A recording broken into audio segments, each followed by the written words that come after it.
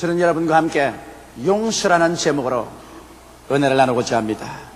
잘못에 대한 용서가 없이 정죄와 심판만 있다면 인류와 모든 만물은 순식간에 파멸되고 말 것입니다. 왜냐하면 하나님을 제외하고는 이 세상에 존재하는 모든 것이 실수하고 실패하고 범죄합니다. 실수와 실패 및 범죄는 용서라는 은혜를 통하여 치료받고 재생의 영광을 얻게 되는 것입니다. 여러분, 우리 주위 환경을 살펴볼 때 자연 만물은 상처를 입으면 곧장 용서하고 치료하고 그리고 재생의 영광을 허락합니다. 여름의 폭풍 후 겨울의 눈사태 혹은 화마가 핥히고 간 산과 들일지라도 자연은 또다시 이름 모를 들풀과 아름다운 꽃들과 나무들로 옷 입혀 용서와 치료의 과정을 걷습니다. 만일 자연이 입은 상처에 대해서 분노를 느끼고 그를 용서하고 치료하지 않는다면 산과 들은 불긋게 벗어지고 말 것입니다. 이 땅은 살 수 없는 처소가 되어버리고 말 것입니다. 우리들의 육체의 건강을 보아도 용서와 치료가 언제나 함께 있다는 것을 알 수 있습니다. 일생을 통하여 혹은 과로로 혹은 과식으로 또는 불의의 사고로 상처를 입더라도 몸은 그것을 즉시로 용서하고 곧장 치료와 회복의 과정을 밟기 시작합니다. 이처럼 용서와 치료는 삶과 존재를 계속하기 위해서 필연적으로 있어야만 하는 것입니다. 용서가 없고 그에 따르는 치료가 없으면 이 세상의 모든 존재는 파멸되어 버리고 마는 것입니다. 그러므로 여러분, 우리는 이 땅에 살면서 용서받아야 하고 또 용서해 줘야 하는 필연적인 책임을 가지고 있습니다. 그러면 우리가 어떠한 용서의 과정을 적극적으로 체험하면서 살아가야만 할까요? 첫째로 우리는 자기를 용서해 줘야만 하는 것입니다. 자기의 잘못을 사하지 못하는 자는 자기에 대하여 실망 혹은 절망하고 좌절하며 자학을 거치지 않습니다. 오늘 수없이 많은 사람들이 음울한 가운데 살고 있으며 열등의식과 좌절감, 자기 학대 속에 살고 있는 이유는 자기에 대한 깊은 용서가 없기 때문인 것입니다. 자기를 용서하면 자기를 용납할 수 있고 자기를 사랑할 수 있습니다. 자기를 사랑할 때야만이 인생을 긍정적이고 적극적으로 살 수 있으며 밝고 맑고 환한 태도를 가지고 살 수 있습니다. 그러나 자기를 미워하고 자기를 정죄하고 심판하고 살면은 언제나 음울한 가운데 살게 되며 모든 인생 만물을 부정적으로 바라보게 되는 것입니다. 나는 어떤 의사 한 사람이 환자를 돌보다가 본의 아니게 환자를 죽이고 말았었습니다. 그는 실제로 환자를 죽이려고 해서 죽인 것이 아니라 진단을 잘못해서 그 환자가 생명을 잃기 전에 투약을 하지 못하기 때문인 것입니다. 그러나 이 사람은 그것으로 말미암아 깊은 충격을 받았었습니다. 그러고 난 다음 자기를 용서할 수가 없었습니다. 자기는 이 사회에 자격이 없다. 자기는 이 이상 더 이제는 환자를 돌볼 아무런 능력이 없다고 생각했었습니다. 자기를 정죄했습니다. 심판했습니다. 자기를 박대하고 좌절감에 빠졌습니다. 그때로부터 식음을 전폐하고 침상에 들어 누워버렸었습니다. 가족들도 만나지 않고 사람들과 대화도 하지 않습니다. 눈은 충혈되어 시뻘겋게 되어 있습니다. 아무도 그를 도와줄 수가 없었습니다. 그러나 그의 조카가 예수를 잘 믿는 분인데 아저씨 곁에 가서 끊임없이 기도를 해 주었습니다. 그러고 난 다음 아버지에게 성경 말씀을 들려주었습니다. 얼마나 비참한 죄악 가운데 떨어진 인생도 하나님께서 그 아들 예수님을 보내셔서 그 죄를 대신 짊어지고 십자가에서 몸짓고 피 흘려 죽으셨다는 것을 설명해 주었습니다. 그래서 예수님의 용서를 받아들이지 않은 것도 무서운 교만이라고 설명을 해 주었습니다. 그는 점점 그 조카 딸의 전도를 듣고 하나님 말씀을 읽기 시작하고 그 마음이 깨어졌었습니다. 그래서 그는 예수님 앞에 자기의 실수와 죄악을 다 회개하고 난 다음 그 마음이 깨어져서 자기를 용서해 줄 수가 있었습니다. 자기를 용서하자 자기 스스로를 사랑할 수가 있었습니다. 그러자 그는 밝고 맑고 환한 인격을 다시 복구하고 그 다음 다시 병원에 나와서 주사기를 들고 환자를 돌볼 수가 있었습니다. 이와 같이 사람들은 이 세상에 살면서 자기를 용서한다는 것은 필연적인 사실로 꼭 있어야만 하는 것입니다. 일생을 통하여 여러분, 이 세상에 살면서 자기를 용서할 필요가 없는 사람은 아무도 없습니다. 가룟 유다는 자기를 용서하지 않았었습니다. 그런 예수를 은삼십냥에 팔아먹고 그로 말미암아 다가온 깊은 정죄감과 고통 속에 몸부림쳤습니다만 기어코 자기를 용서하지 않고 자기에게 복수하고 말하십니다. 여러분, 자기에 대한 절대적인 정죄는 자살입니다. 그래서 그는 목매어서 자살해버리고 말았습니다. 자기를 용서하기 위해서는 먼저 하나님께 깊은 용서를 체험해야만 되는 것입니다. 베드로 보십시오. 베드로는 예수 그리스도를 겟세마네 동산에서 버리고 도망쳤습니다. 예수께서 안나사와 가야바의 뜰에서 심판당할 때 그는 그곳에 같이 있었습니다. 그러나 적은 계집종 앞에서 세 번이나 예수를 모른다고 부인할 때 세 번째는 저주하고 맹세하여 가로되 내가 저를 도무지 알지 못한다고 말하셨습니다. 그때 상처투성이의 예수께서 고개를 돌려 베드로를 보았었습니다. 그는 그 마음속에 두 날 가진 날카로운 검으로 찔리는 것 같았습니다. 그 길로 뛰쳐나와서 그는 바깥에서 땅을 치며 통구하고 울었었습니다. 그는 그때 좌절하고 말한 것입니다. 자기에 대한 미움이 꽉 들어찼습니다. 저는 자기를 용서할 수 없다고 생각했습니다. 완전히 자기를 정죄하고 말았었습니다. 그는 어둡고 캄캄한 삶을 살았었습니다. 얼마 있자에 그는 말하기를 나는 이제 고기 잡으러 간다. 나는 이제 예수 그리스도의 제자가 될 자격이 없다. 나는 부림받은 사람이다. 그래서 갈릴리로 내려가서 옛 배를 끄집어내고 그물을 다시 간추려서 먼지를 털고 고기를 잡으러 나갔지만은 자기를 정죄하고 좌절한 사람은 이 세상에 성공하지 못합니다. 왜냐하면 인생을 살면서 모든 적극성을 다 잃어버립니다. 할 수 없다. 이젠 절망이다. 나는 버림받았다는 생각 때문에 적극적으로 인생을 살 수 없으므로 무엇을 해도 실패합니다. 베드로는 배를 타고 가서 그물을 던져서 잡아당겼으나 한 마리도 잡히지 않습니다. 열성이 없고 적극적인 태도를 잃어버린 그에게 고기가 잡힐 리가 없습니다. 새벽까지 그물을 던져도 한 마리도 못 잡았습니다. 새벽 안개가 갈릴리 해변을 잔뜩 덮었을 때 그 안개 건너편에서 예수님이 서서 말씀했습니다. 얘들아, 무엇이 있느냐? 아무것도 잡은 것이 없습니다. 배 오른편에 그물을 던져보라. 오른편에 그물을 던지니 고기가 많이 애워져 그물이 찢어지던지라. 요한이 말하기를 예수님이시다라고 말했습니다. 베드로는 예수님을 바로 만날 체면이 없었습니다. 그는 자기 스스로가 무자격자로 심판하고 말았기 때문입니다. 그래서 그 찬 바닷물에 뛰어들어가서 그는 헤엄을 치고 나왔었습니다. 그리고 온몸이 물에 적신 대로 예수님 앞에 섰습니다. 제 아들이 다 나오자 예수님은 이미 불을 지펴놓으시고 떡을 구우시고 생선을 구워서 제 아들을 배불리 먹이셨습니다. 그러고 난 다음에 이제 베드로를 용서하는 과정을 예수님이 가졌었습니다. 예수님께서 베드로를 보시고 하신 말씀이 베드로야, 이 모든 사람보다 너는 나를 더 사랑하느냐? 베드로가 말하기를 주여, 내가 주를 사랑하나이다. 베드로는 어린 양을 먹이라고 말했었습니다. 그 다음 또 예수님께서는 베드로야, 이 모든 사람보다 나를 더 사랑하느냐? 베드로가 주여, 내가 그러하외다. 그러면 내 양을 치라고 하셨습니다. 그 다음 예수님께서 또다시 세 번째 베드로야, 너희가 이 모든 사람보다 나를 사랑하냐고 말씀하시므로 베드로가 마음에 심히 근심하고 두려워하면서 주여, 내가 주를 사랑하는 줄 주께서 아시나이다. 대답하자 주님께서 내 양을 먹이라고 말했습니다.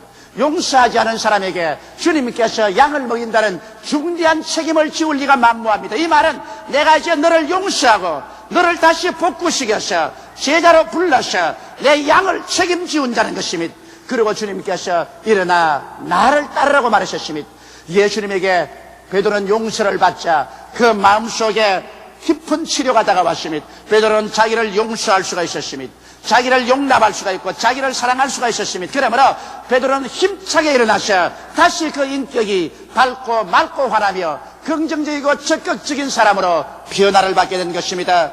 여러분, 자기 혐오에 빠져 허덕일 때 하나님 앞에 회개하고 깊이 용서를 받으면 자기를 용서할 힘이 생기고 인격의 심층에서 치료가 다가오게 되는 것입니다.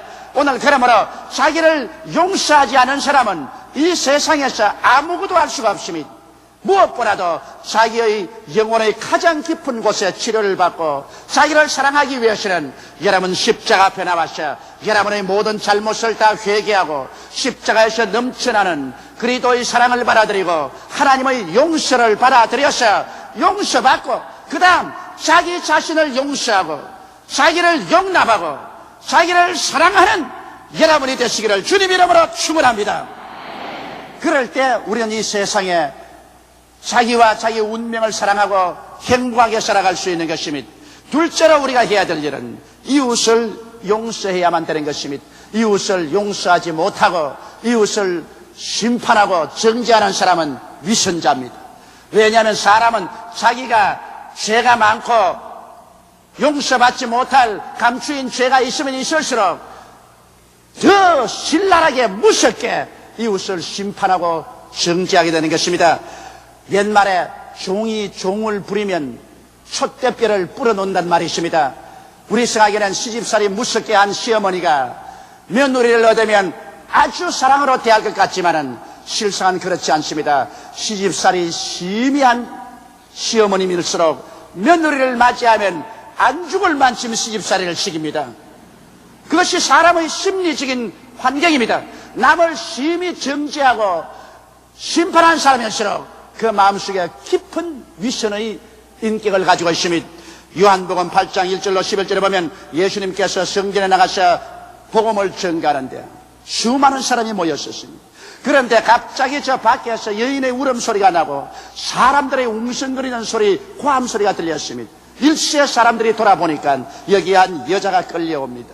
그는 머리가 산발이 되고 옷은 찢어지고 신발은 벗었고 몸은 상처 있고 눈은 울어서 충혈되어 있었습니다. 바리새 교인, 사두개 교인, 율법사, 즉 모세의 제자들이 이 여자를 끌고 와서 예수님의 발 앞에 내동댕이 치고 난 다음 외쳐 말하기를 선생이여, 이 여자는 가늠하다가 현장에서 잡혔습니다. 모세의 율법에는 이 여자를 돌로서 쳐 죽이라고 말했습니다. 손에 돌을 들어 보였습니다. 예수님, 당신은 이 여자를 어떻게 하겠습니까? 예수님은 즉시로 허리를 굽혀 손가락으로 글을 썼습니다.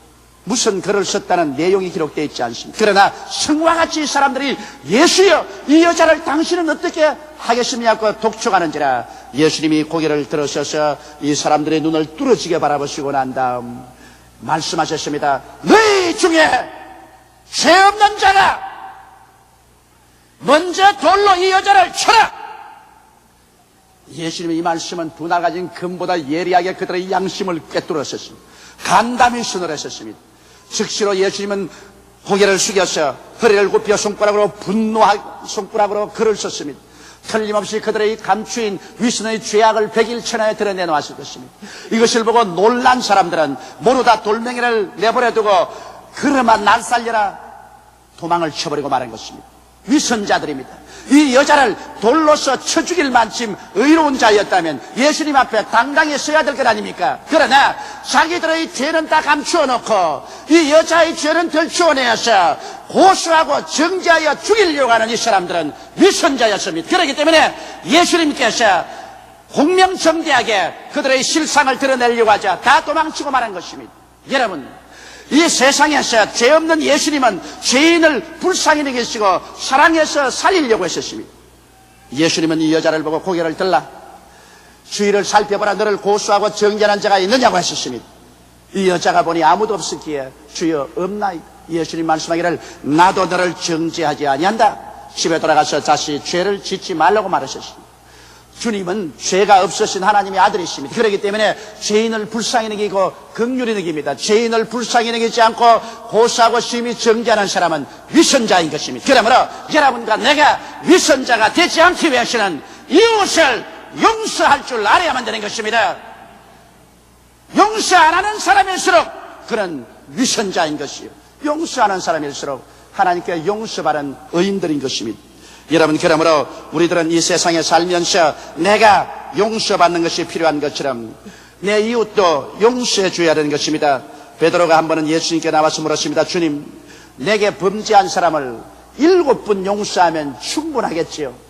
베드로 생각에는 7번이면 최대로 용서해 준다고 생각했습니다. 그럴 때 예수께서 말씀하기를 아니라 내가 내게 말하니 7번씩 70번이라도 죄를 짓고 회개하고 나오거든 용서해 주라고 말씀하시고 이런 비유를 들어 말씀하셨습니다. 한 임금님이 신하와 빚청산을 하는데 한 신하를 부르니까 그 신하가 1만 달란트 빚을 졌습니다. 1만 달란트라면 우리 한국 돈으로 약 100억 원 가까이 됩니다. 갚을 수가 없으면 자기 몸도 팔고 처자도 팔고 재산을 다 팔아서 빚을 갚도록 명령하니까 이 사람이 땅에 엎드려 통곡하고 울면서 용서를 해달라고 빕니다. 하도 사정이 딱하기에 임금이 다 용서하고 탕감해 주었습니다. 이 사람은 그 빚을 용서받고 탕감받고 왕궁에서 나오는데 마침 자기에게 100데나리 빚진 친구를 만났습니다.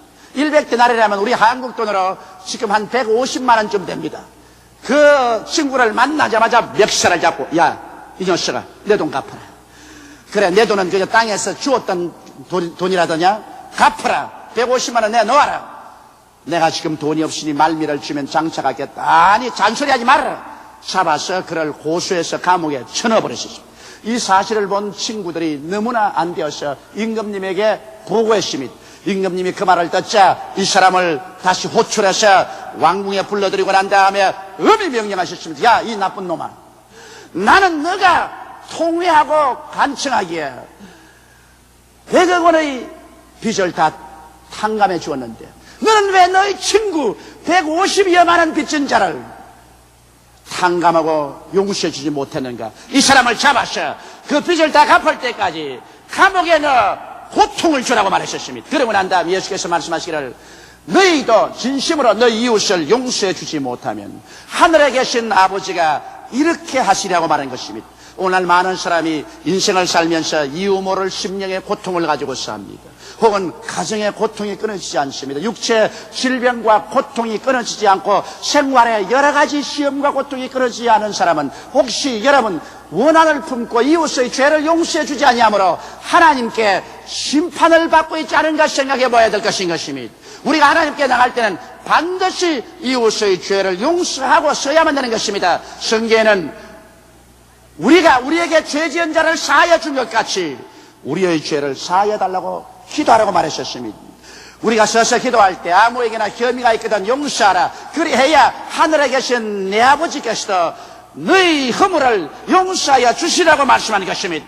이러므로 우리가 병들었으면 안수기도 받기 전에 너희 죄를 서로 구하며 병 낫기를 위하여 기도하라. 의인의 간구는 역사하는 힘이 많다고 했으므로 서로 죄를 구하고 용서해 주고 난 다음에 하나님께 서서 기도할 때 우리의 기도가 효과를 발생한다고 성경은 말씀하고 있는 것입니다.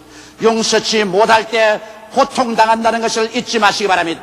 먼저 내 양심의 고통을 당하고 내 육체의 고통을 당하고 생활과 환경에 고통이 다가온다는 것을 잊지 말아야 되는 것입니다. 이러므로 일생을 살면서 용서가 필요하지 않은 사람은 한 사람도 없습니다. 그러므로 자기가 용서가 필요한 것처럼 다른 사람에게도 용서해주는 여러분이 되시기를 주님의 이름으로 축원합니다.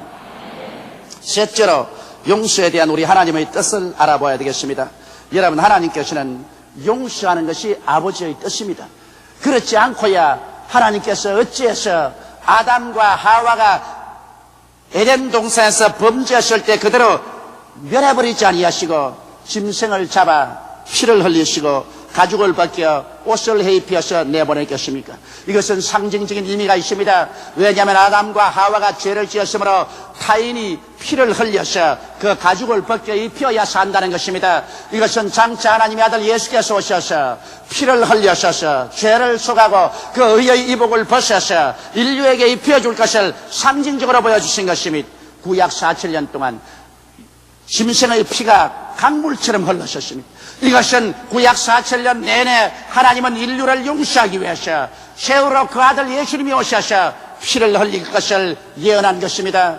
하나님이 세상을 이처럼 사랑하사 독생자를 주셨으니 누구든지 저를 믿으면 멸망하지 않고 영생을 얻으려는 하나님의 약속은 값없이 주어진 약속이 아닌 것입니다. 우리가 죄사함 받을 때는 믿음으로 값없이 받지만 하나님 편에서는 무서운 대가를 지불하셨습니다. 하늘과 땅을 다 주고도 바꿀 수 없는 그 아들 예수를 이 세상에 보내셨습니다.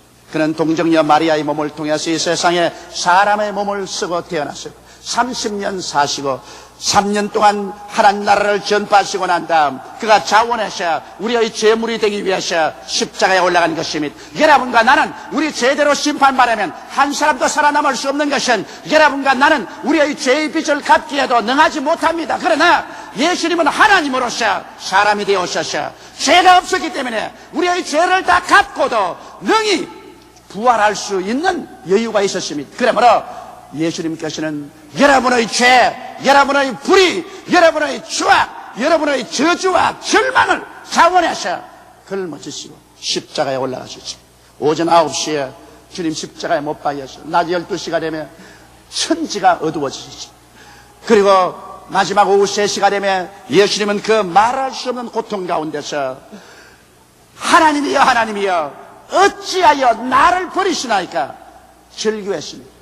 그리고 내가 다 이루었다고 외치실 때 모든 인류의 죄악은 예수 그리스도의 고난을 통해서 청산되었습니다.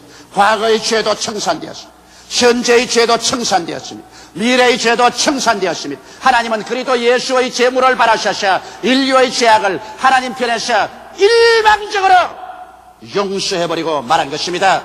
예수님의 심장이 터져서 피와 물을 쏟은 그 대가가 용서로서 인생에게 주어진 것입니다. 그러나 하나님이 아무리 일방적으로 용서해 놓아도 회개하고 이 용서를 받아들이지 아니하면 그 용서는 소용이 없습니다. 여러분, 인류에게 2000년 전에 이미 하나님은 용서를 선포했지만 수많은 사람들이 이 용서를 짓밟아버리고 발로 차고 침을 베앗고 무시하고 그들은 지나가셨습니다. 그래서 하나님의 용서를 받지 못하고 그들의 육신의 장막이 무너질 때 맹렬한 하나님의 심판을 받아 지옥으로 떨어지고 말았습니다. 여러분, 용서하는 하나님은 용서를 거역하는 사람에게는 심판을 내릴 수밖에 없습니다. 다른 도리가 없는 것입니다. 지금도 하나님께서는 온 인류에게 값없이 용서를 주기를 원하시는 것입니다. 용서해 주는 자가 십자가를 걸머치고 용서받는 자는 값없이 받기를 하나님 원하고 있는 것입니다. 이 용서는 회개하고 예수를 구주로 모실 때 하나님 편으로부터 받을 수가 있는 것입니다. 여러분과 나에게 하나님이 원하는 대가는 아무것도 없습니다. 죄를 지었음에도 불구하고 못났음에도 불구하고 버림을 받아야 마땅함에도 불구하고 죄지은 그대로 못난 그대로 빈손든 그대로 하나님 앞에 나와서 죄를 회개하고 예수만 믿으면 용서를 받습니다.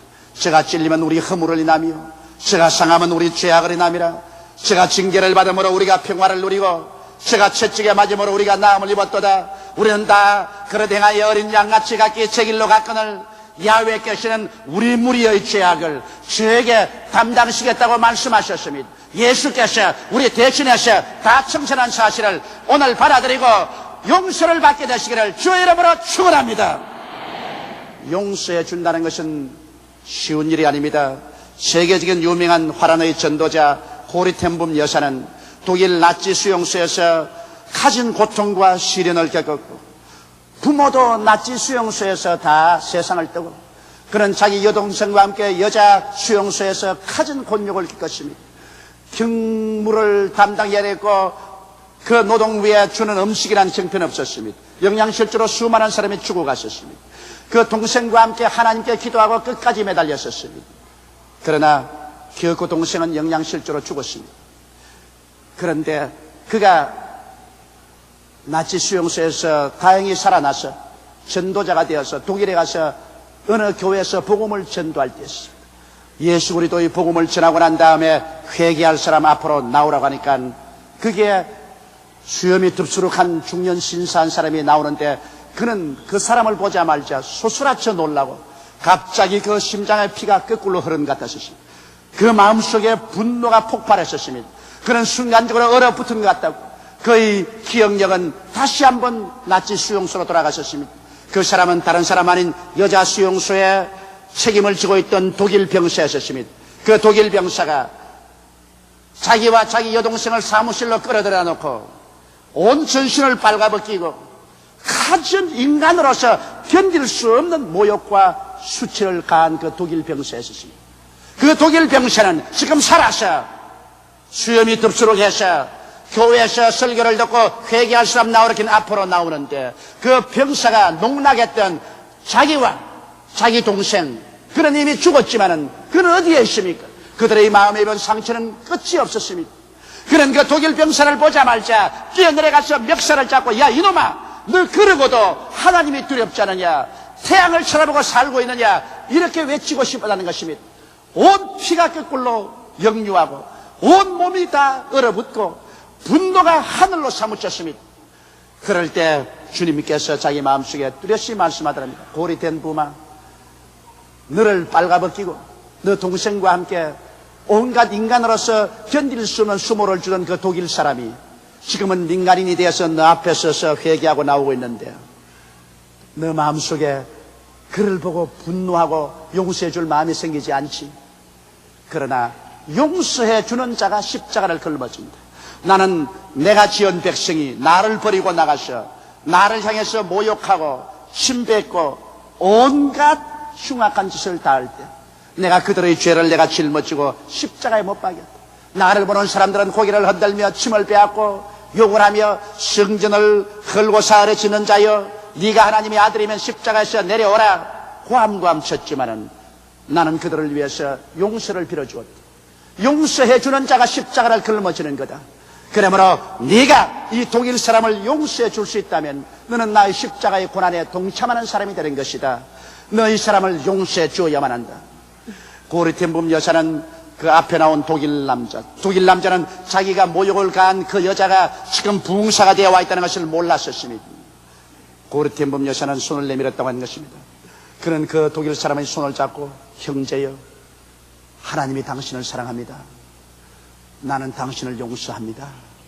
예수께서 당신을 위해서 십자가에 못 박아 죽으셨으니 내가 당신을 정죄할 수 없습니다. 당신을 위해서 기도합니다고 그가 기도해 줄 때 그의 온 혈관 속에 그리스도의 사랑이 불길처럼 타오르더라는 것입니다. 하나님의 사랑이 마치 바다의 파도처럼 그 영혼 속에 사무쳐 오더라는 것입니다. 그는 그곳에서 한없이 울고 통곡하며 예수께서 우리를 위해서 얼마나 큰 모욕을 참으시고 얼마나 큰 슬픔을 참으시고 십자가를 걸머졌다는 것을 만분지일이라도 체험할 수 있다는 것입니다.